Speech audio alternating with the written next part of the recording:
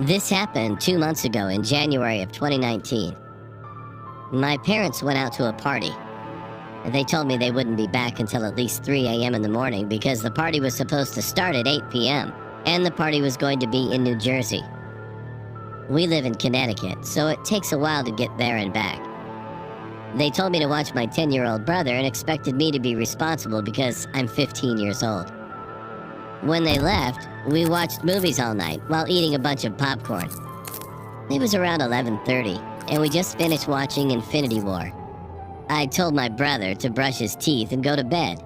I stayed up later than him to watch the movie Logan. The movie ended, and it was around 2 in the morning.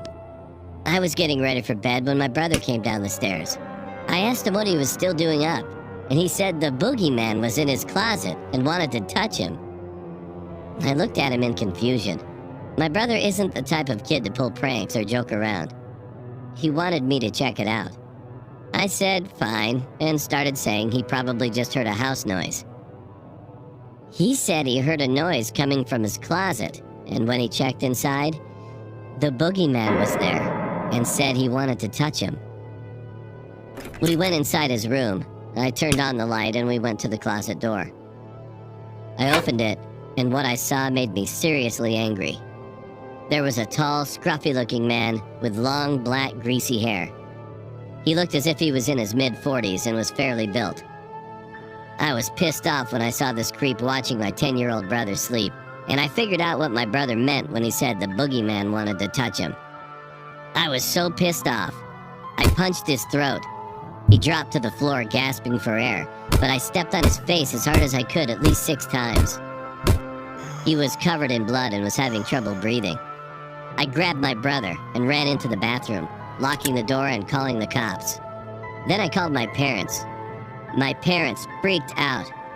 In about 10 minutes, the cops showed up and searched the bedroom. He wasn't in there.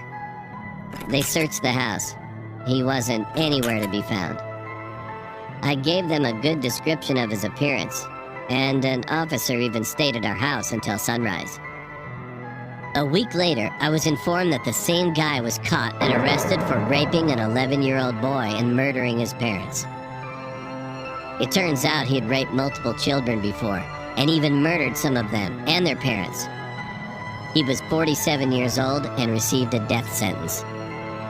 If my brother never came downstairs to tell me what happened, then I fear the worst could have happened to him. And I'm extremely thankful that didn't happen.